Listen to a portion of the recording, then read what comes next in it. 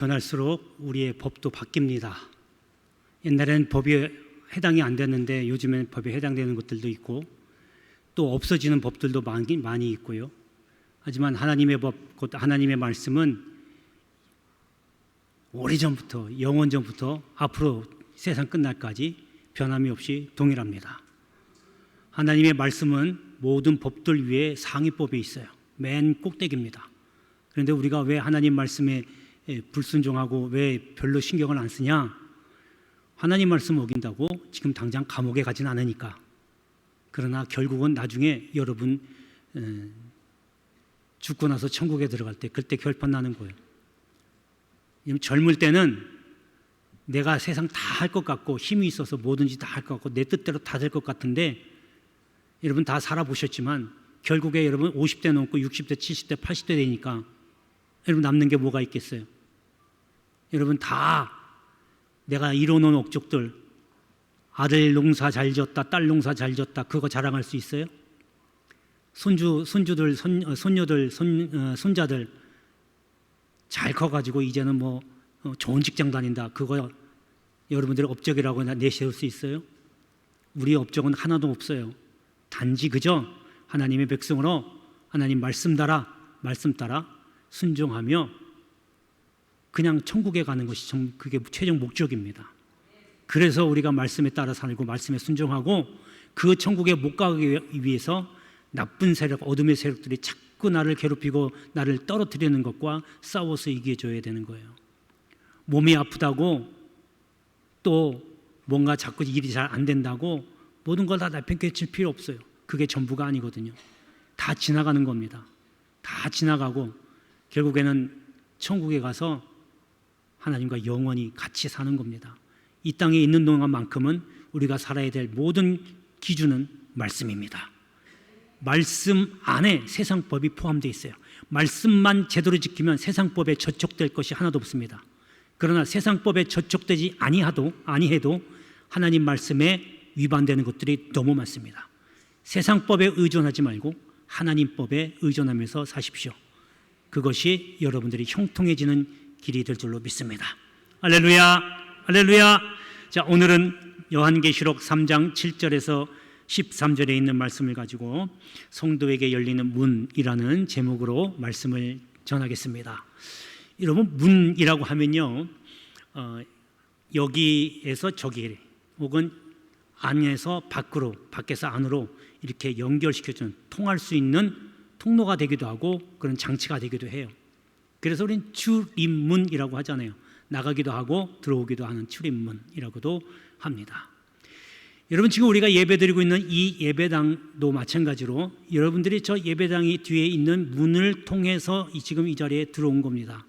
예배당이 문이 아니면 여러분 절대로 여기 들어올 수가 없어요. 그래서 예배당에 안에 들어오게 되면 이제 안에 있는 것들을 다 볼 수 있죠. 어떻게 생겼고 어떤 것이 있고 또 내가 만질 수도 있고 사용할 수도 있어요. 여러분, 집에 들어가도 마찬가지고 어디 가든 다 마찬가지예요. 이건 지금 제가 말씀드린 문은 저번에 말씀드린 것처럼 보이는 세계와 보이지 않는 세계가 있다고 말씀드렸고, 보이는 세계에서의 문에 대한 이야기입니다. 그렇다고 하면 보이지 않는 세계에서도 문이 있어요.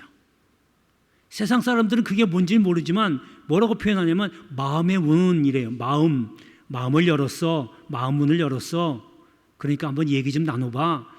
쟤는 마음을 닫아서 마음의 문을 닫으니까 나하고 얘기를 안 하려고 그래. 그러니까 마음의 문을 열면 내가 그 사람의 마음에 어떤지를 알 수가 있어요. 이야기를 하고 심정도 토로하고 또 처해 있는 환경도 서로 주거니 받거니 얘기해서 마음의 문 연 만큼 알 수 있는 거예요. 그러나 내가 마음의 문을 탁 닫아버리고 딱 단절시켜버리면 제 아무리 뛰어난 사람이라 할지라도 절대로 그 사람 속을 몰라요. 뭐 사람이 원래 사람의 마음을 알 수는 없지만 저 사람이 뭘 하고 있는지, 무슨 생각을 하고 있는지, 어떤 일을 하느냐 아무도 몰라요. 그럼 마음의 문을 닫았다는 얘기예요. 그러면 도움을 주고 싶어도 못 주는 거예요. 그래서 여러분, 하나님 은혜를 받으려면 여러분 먼저 마음의 문을 여셔야 돼요. 그래야 하나님 은혜가 여러분 마음속에 들어가잖아요. 마음의 문을 안 열고 딱 하나님과 단절된 상태에서 예배당에 와서 의자에 앉아 있는다고 1시간 동안 예배 드린다고 하나님께서 은혜 주신다고 그거 다 받을 줄 아세요? 절대 못 받아요. 그래서 제일 먼저 여러분들이 집에서 준비하면서 기도로 준비하면서 묵상하는 것이 중요하고, 그리고 나서 예배당에 와서 그 다음에 예배 시작하기 전에 찬송하잖아요. 그냥 늘 을에 있는 형식적인 절차라고 생각하지 마시고 찬양할 때 마음의 문을 열라고 찬양하는 거예요. 그냥 남들 하니까, 남들 교회에서도 이렇게 하더라 하니까 우리 교회도 그렇게 하자, 이런 게 아니라 그런 뜻에서 찬양을 부르는 겁니다. 오후에도 마찬가지예요. 마음에 찬양을 하면 마음의 문이 조금 열리거든요. 그러면 그게 다 똑같이 마음의 문이 열리는 게 아니라 누구는 열리고 누구는 안 열리고, 누구는 조금 열리고 누구는 많이 열리고 이래요. 그럼 하나님의 은혜는요, 여러분 마음의 문이 열린 것만큼 여러분들에게 임하게 돼 있어요. 할렐루야. 그러니까 한 시간 드리는 예배지만 일주일 동안 다 기다렸다가 이제 다 와서 예배 드리면 기왕이면 다 하나님의 은혜 받아갖고 가야 되잖아요. 왔다가 그냥 앉아서 그냥 출석 체크만 하고 가지 마시고. 여러분, 그래서 이런 마음의 문도 있지만 하늘의 문도 있어요. 혹시 들어보셨나 모르겠어요. 하늘의 문, 줄여서 하늘문이라고도 하죠. 하늘의 문은 하늘의 문이 열려야 땅에 있는 것들과 이렇게 서로 소통하게 되는 거예요. 야곱이 꿈을 꾸잖아요. 하늘의 문이 열려서 천사들이 사닥다리를 타고 오르락 내리락 거리는 모습을 보는 꿈을 꾸잖아요. 하늘의 문이 열려서 그런 거예요. 그래서 여러분, 하늘의 문이 열려야 하늘에 있는 것들, 하늘에 속한 것들을 여러분 다 누리고 받고 여러분 가질 수 있는 거예요. 그래서 여러분, 하늘 문이 열리기를 기도하셔야 돼요. 그런데요, 하늘 문을요 아무에게나 열리는 게 아니에요. 예수 오래 믿었다고, 30년 40년 믿었다고 예배 드릴 때마다 하나님 문을 열어주신다? 절대가 안 그래요. 그거는 신앙의 횟수하고 내가 예수 믿은 연수하고는 전혀 관계없어요. 또 내가 많이 배웠다고 많이 열리는 것도 아니고 적게 배웠다고 조금밖에 열리는 거, 그런 거 아니에요. 하늘의 문을 열어서 은혜 받는 사람들이 있어요. 그래서 우리 다른 교인들은 차지하고 우리 연무대 교인들만큼은 오늘 이 말씀을 듣고 하늘의 문을 여셔서 항상 하늘에 속한 자, 하늘에 주시는 많은 신령한 은혜를 받아 누리시기를 주의 이름으로 축복합니다. 자, 그러면 어떤 성도에게 하늘문이 열리는지 오늘 본문을 통해서 함께 살펴보겠습니다. 자, 첫 번째는 능력 있는 성도에게 하늘문이 열립니다. 바울이 고린도에 가서 전도를 합니다. 근데 이때 전도할 때 놀라운 능력이 나타납니다. 손수건이나 앞치마를 병자에게 얹으면 그냥 다 나와버리는 거예요. 심지어는 악귀, 마귀도, 귀신도 떠나가 버립니다. 이런 놀라운 능력이 나타나요. 고린도에서 전도하면서 이런 모습을 향하니까 거기에 제사장 스와게라고 하는 사람의 아들 7명이 그 모습을 이렇게 보고 바울 흉내를 내요. 그리고 귀신을 받는지 어쩐지 모르겠지만 명령을 합니다. 나가라고. 그랬더니 그 악귀가 뭐라고 그러는지 아세요? 마귀가 예수도 알고 바울도 아는데 너 누구야? 그래가지고는 그냥 팍 덮쳐버리고 눌러버립니다. 귀신에 씌어버리는 거예요. 그러니까 몸이 상해가지고 벌거벗은 몸으로 도망갑니다. 여러분, 능력은요 그냥 교회 오래 다녔다고 생기는 것도 아니고 말씀 많이 읽었다고 생기는 거 아니에요. 말씀을 많이 읽으면 주님이 어떤 분이신지는 알 수 있지만 능력하고는 별개입니다. 여러분, 제사장은요 지금 목사님이시거든요. 근데 제사장이 다 능력이 있느냐? 그게 아니거든요. 더군다나 제사장은 세습하는 거예요. 이 당시에 아들들이, 그 자식들이 이어받거든요. 근데 능력은 없었어요. 제사장들 다 세습을 받았지만 능력이 없었다는 거예요. 하지만 바울은 제사장도 아니에요. 제사장 출신도 아니에요. 근데 능력이 있었어요. 여러분, 바울은요 다메섹 도상에서 부활하신 예수님을 만나고 완전히 고꾸라져서 회심을 합니다. 그리고 성경에는 아주 짧게 몇 마디로 나오지만 3년 동안 아라비아 가서 기도하는 거예요. 산에 가서 기도하는 거예요. 기도하면서 철저히 자기를 회개하고 주님께 모든 걸 다 맡기면서 자기 다 내려놓는 훈련을 받는 거예요. 3년 동안 기도만 하는 겁니다. 그때의 능력이 얻은 거예요. 여러분 능력 받으시려면 기도 많이 하셔요. 30분, 3분. 여러분 기도에는요 무한하기 때문에, 기도에서도 무한하기 때문에 능력 받으시려면 말씀도 읽어야 되지만, 말씀도 같이 읽어야 되지만 기도를 더 많이 하셔야 돼요. 그래야 능력이 오는 겁니다. 그래야 여러분 말씀 많이 읽고 신앙생활 오래 생활했다고 귀신 들린 사람 보고 예수 이름으로 명하되 나가라, 나가는 거예요? 안 나가요. 이렇게 되는 거야. 성경 말씀대로 내가 예수도 알고 바울도 아는데 너 누구야? 잘못되면 큰일 납니다. 그러니까 여러분 능력 받으려면요, 여러분 이렇게 생각하시면 돼요. 군인들이 전쟁을 하잖아요. 그러니까 이병들, 일병들 이런 사람들이 경험이 많은 장교들보다 더 뛰어나겠어요? 그 사람들은 전쟁 경험이 있잖아요. 전쟁 경험이 있는 사람이 경험 없는 사람보다 훨씬 더 뛰어난 거예요. 그래서 계급이 높은 거예요. 우리도 이렇게 생각하시면 돼요. 기도하다가 보면요, 여러분 기도 제대로 코스 들어가면 반드시 이런 기도 방해하는 것들이 와요. 이거하고 싸워주는 거예요. 여기서 이겨야 능력을 하나씩 내가 갖는 거예요. 기도도 안 하면서 말씀만 잽대 읽는다고, 말씀만 읽으면 머리는 커져요. 지식은 많아져요. 그러나 능력이 없어요. 그러나 기도만 또 많이 하고 말씀은 하나도 모른다, 그러면 신비주의에 빠져버립니다. 기도와 말씀은 항상 같이 가야 돼요. 그중에 기도를 더 많이 해야 능력이 오는 거예요. 그러니까 여러분 보세요. 기도를 하면서 항상 영적 전쟁이라고 그랬잖아요. 오늘 예배당에 올까 말까 갈등을 많이 해요. 그러면 그래도 오늘 그냥 가자, 이렇게 가는 게 아니라 오늘 내가 예수님 말씀에 의지하여 안식일을 거룩히 지키라고 했으니까 오늘 내가 그 말씀에 의지하여 간다 라고 말씀을 뒤밀고 가는 거예요. 그래야 이기는 겁니다. 그냥 내가 오늘 가고 싶어서, 여보 이거는 전혀 나에게 능력되는 게 하나도 없어요.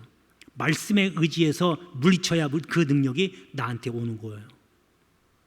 사람을 미워할 일이 생겼어요. 그래서 막 주워받고 싶어요. 못된 짓 하고 다니니까 저 사람을 정죄하고 저 사람 꼴 보기도 싫어요. 그래서 주님 분명히 말씀했잖아요. 원수도 사랑하고 미워하지 말라고. 원수 갚는 건 주님께 맡기라고. 너는 사랑하라고.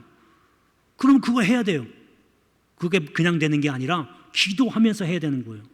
하나님 이런 일이 있었어요. 꼴도 보기 싫고 저 사람 좀 코도 좀 납작하게 해주고 싶고 이런 마음이 있지만 주님이 그래도 사랑하고 하고 있으니까 주님 용서해 주시고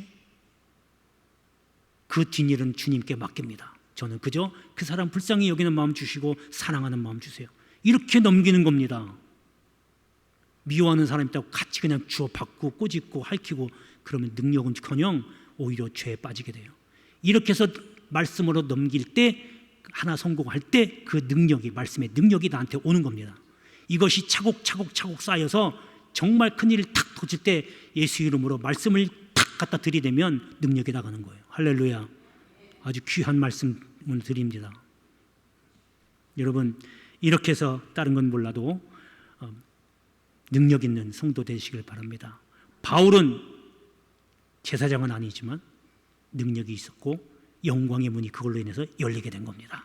우리의 최종적인 목적 하나님의 영광을 위해서 산다라고 하면 능력을 통해서, 여러분들이 하는 능력을 통해서 하나님께 영광이 드러나기를 주 이름으로 축원합니다. 자, 이제 본문을 보겠습니다. 본문의 8절 보면요, 자, 마지막 부분에 내가 작은 능력을 가지고서도 내 말을 지키며 내 이름을 배반하지 아니하였도다 이렇게 합니다. 지금 빌라델비아 교회에 주님이 편지를 보내는 거예요. 근데 이 빌라델비아 교인들은 그나마 능력이, 아주 조그마한 능력이 있었지만 그 능력으로 인해서 말씀을 지킬 수 있었다라고 하는 겁니다.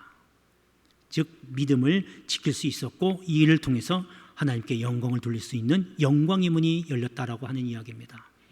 여러분, 큰 믿음, 작은 믿음, 뭐가 좋다라고 나쁘다고 말할 수 없어요. 능력이 있어도 큰 능력이 있고 작은 능력이 있어서 큰 능력만 최고가 아니에요. 적은 능력이라 할지라도 하나님은 그거에 해당되는 것만큼 승리하기를 원하고 그걸 통해서 영광 받으시기를 원합니다. 여러분, 이러한 능력에 여러분들에게 있어서 하나님께 영광이 되는 그러한 삶을 사시기를 주 이름으로 축복합니다. 자, 두 번째는 사랑받는 성도에게 하늘의 문이 열립니다. 여러분 다 주님을 영접하셨어요. 그리고 여러분은 주님을 구주라고 고백을 합니다. 주님을 영접했다라고 하는 얘기는 주님이 내 안에 지금 계신다는 이야기입니다. 그러면 주님은 누구냐 하면 주님은 사랑이십니다. 하나님은 사랑이십니다. 하나님이 우리에게 율법을 주셨고 그 율법의 핵심이 사랑입니다. 먼저 하나님 사랑하라, 두 번째가 이웃 사랑하라. 그리고 주님이 오셔서 그 율법을 마무리시켰어요.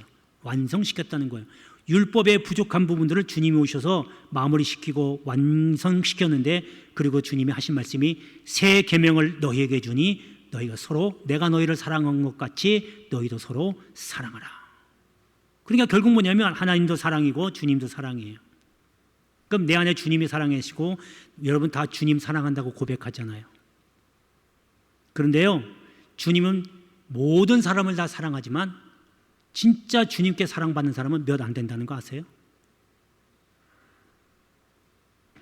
야고보서에 보니까 그렇더라고요. 야고보서인가요? 형제를 하나님을 사랑한다 하고 형제를 미워하면 거짓말한대요. 여러분 다 주님 사랑합니다, 하나님 사랑합니다 하지만 아까도 말씀드린 대로 나가서 꿍 해가지고 죽일 놈 살릴 놈 이러고 다니면 하나님 사랑한다는 말, 여러분 다 그게 거짓말이라는 거예요. 그게 거짓말이라고 여러분 깜빵 가는 건 아니지만 하나님 앞에서 죄 짓는 겁니다.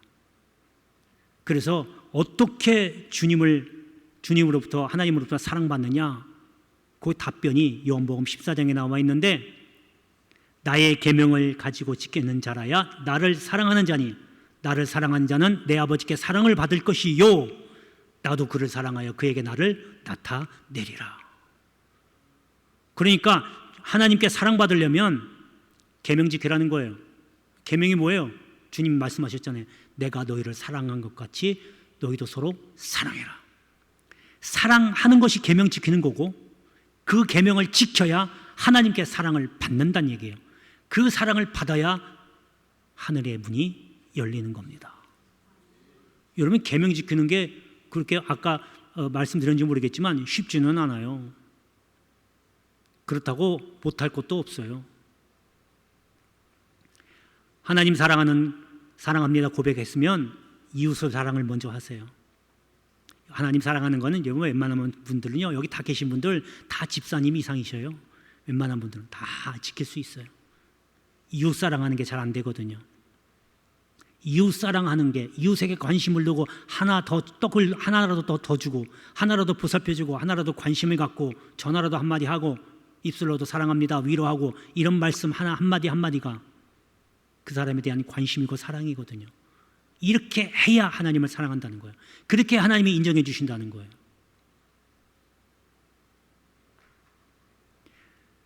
여러분, 하나님께서 말라기 선지자를 통해서 이스라엘 백성에게 말씀하십니다. 내가 너희를 사랑하였다. 이스라엘 백성이 깜짝 놀라니까, 하나님 어떻게 우리를 사랑하셨어요? 어떻게 우리를 사랑하셔서 이렇게 다 뿔뿔이 흩어져 놓고 포로 생활 시켜놓고 어떻게 우리를 사랑했다고 해요? 이렇게 얘기를 합니다. 그때 하나님 말씀하시기를, 에서가 야곱의 형 아니냐? 내가 에서를 미워했지만 야곱은 사랑했다고요. 야곱의 너희들 후손 아니냐? 그 얘기예요. 이걸 바꿔 얘기하면 에서는 하나님께 미움을 받았고 야곱은 하나님께 사랑을 받았다, 그거예요. 하나님께 미움받으면요, 끝장나는 거는 시간 문제예요. 그러나 하나님께 사랑받으면요, 하늘의 문이 열려서 하늘의 포화를 다 가져오게 되는 거예요. 은혜면 은혜, 은사면 은사, 깨달음은 깨달음, 이런 것들이 다 오는 겁니다. 할렐루야, 할렐루야. 여러분, 하나님께로부터 사랑받는, 그러니까 사랑받기를 원하시면 내가 먼저 하나님을, 이웃을 사랑하십시오. 그러면 하나님이 자동적으로 사랑하게 되어 있습니다. 이러한 여러분 되시길 축복합니다. 자, 이제 본문으로 돌아가겠습니다. 본문의 9절에 보면요, 보라 사탄의 회당이라고 되어 있는데, 사탄의 회당은 사탄의 무리를 얘기하는 겁니다. 곧 자칭 유대인이라고 하나 그렇지 아니하고 거짓말하는 자들. 여러분, 이게요, 유대인들뿐만 아니라 이 유대인을요, 여러분 교인들이라고 생각해 보세요. 예수 믿는 사람들이라고 바꿔서 한번 넣어 보세요. 자기가 예수 믿는 사람이라고 하지만 거짓말을 하는 자들이라고 하는 거죠. 이렇게 뭐예요? 사탄의 무리라는 거예요.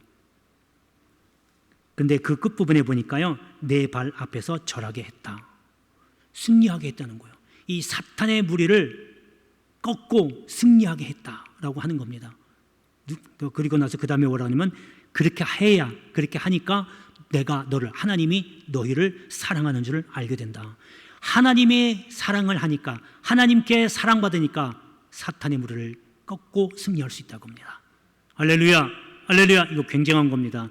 여러분, 하나님께 사랑받는 저와 여러분 되시기를 주의 이름으로 축복합니다.